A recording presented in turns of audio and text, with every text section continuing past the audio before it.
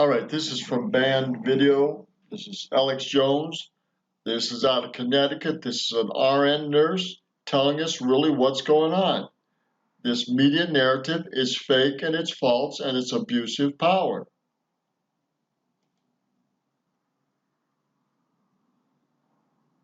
Fathers, we too must observe and take lessons from our history, both individual and collective. The great British historian Lord Acton stated, "Power corrupts, and absolute power corrupts absolutely." Let us observe who we are and where we have ended up. We are the inheritors of a gift bequeathed to us 244 years ago when the fathers of this great nation bought our collective liberties at the price of their own blood.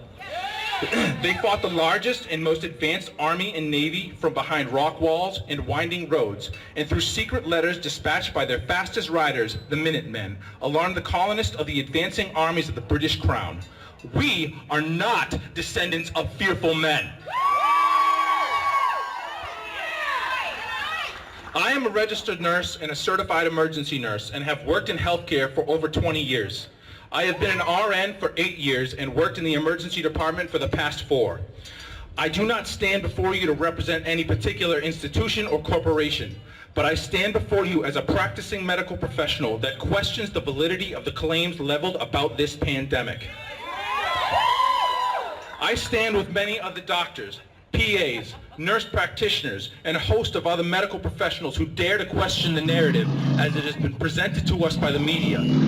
I have taken care of many patients who have tested positive for COVID-19 and have assisted to intubate them, manage their medications, and get them to whatever level of care they need to get to.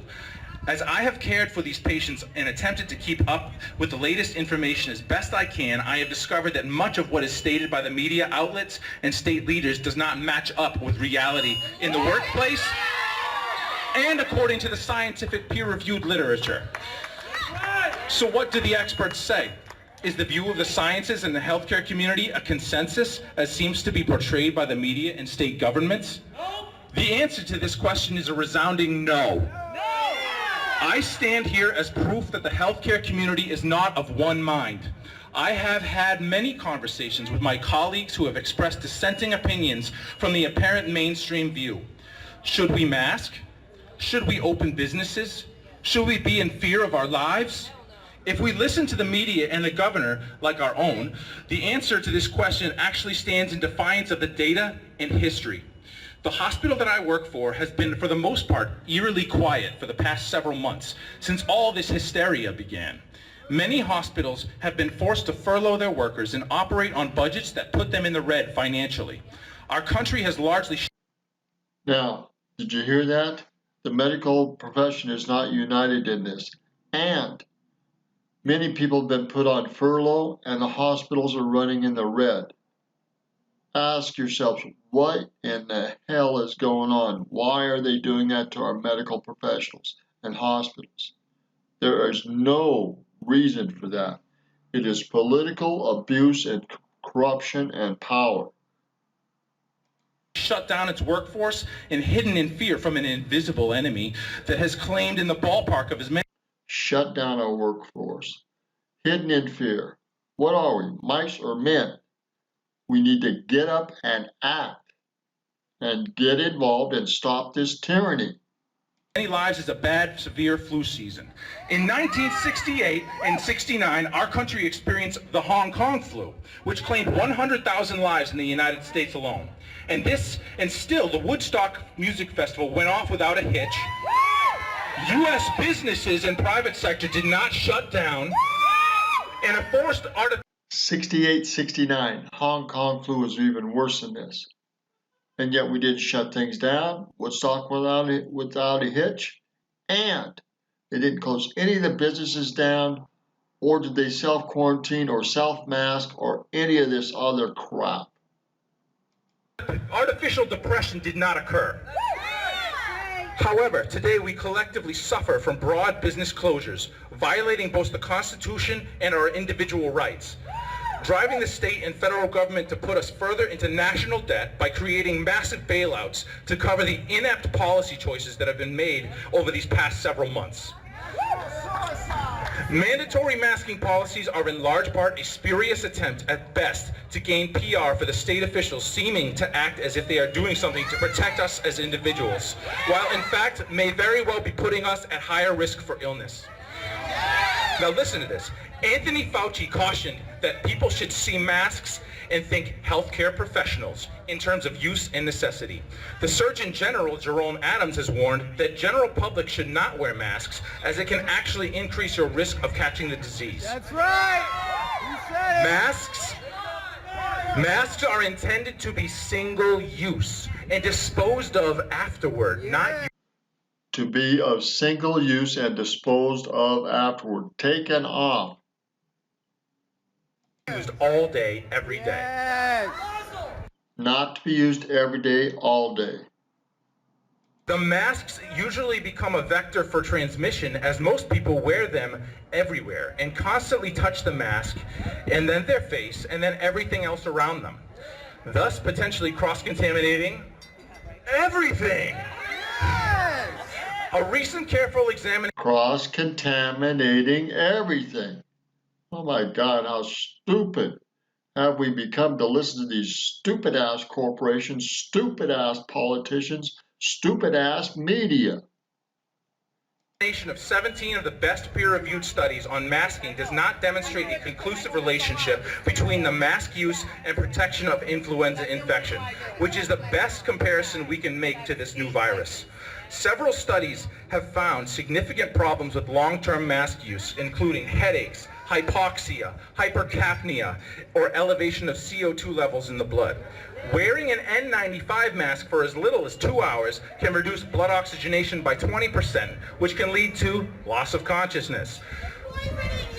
People with COPD, asthma, heart disease, etc. may be at an increased risk due to their underlying disease process. Even simple surgical masks can significantly impair oxygen transfer and cause problems. This decrease in blood oxygenation can also trigger a cascade reaction to the immune system that suppresses your ability to fight off viral infections. Does this make any sense to you? No! Wearing masks outside of enclosed spaces, i.e. in nature, is ridiculous and asinine.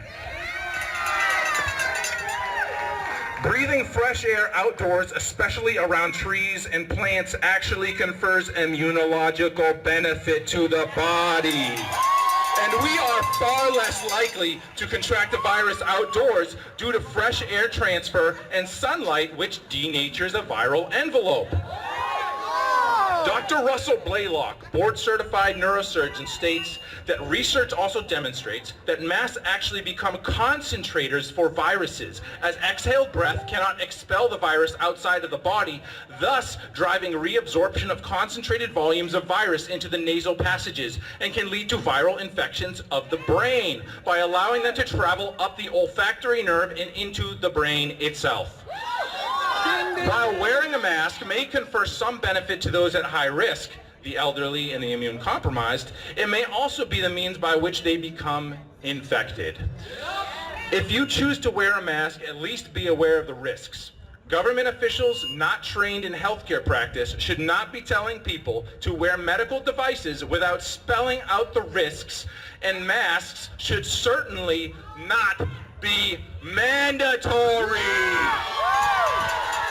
I'm going to leave it there. That's as clear as it can get. What a bunch of idiots.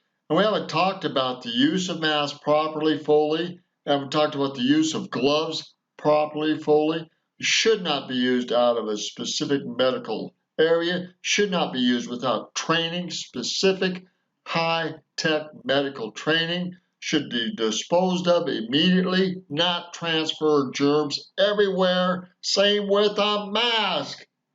Oh my God. And we, like dumb sheep, have all gone astray and wearing this stupid ass stuff without any medical understanding of how to apply it or use it. End of case. This damn political and media shabacle and fake crap, worthless SOB media is criminal. is going to cause more problems, more medical problems, more problems with manufacturers, with medicines, with healthcare, with suppressing small businesses, with financial problems, with bankruptcies, foreclosures, repossessions.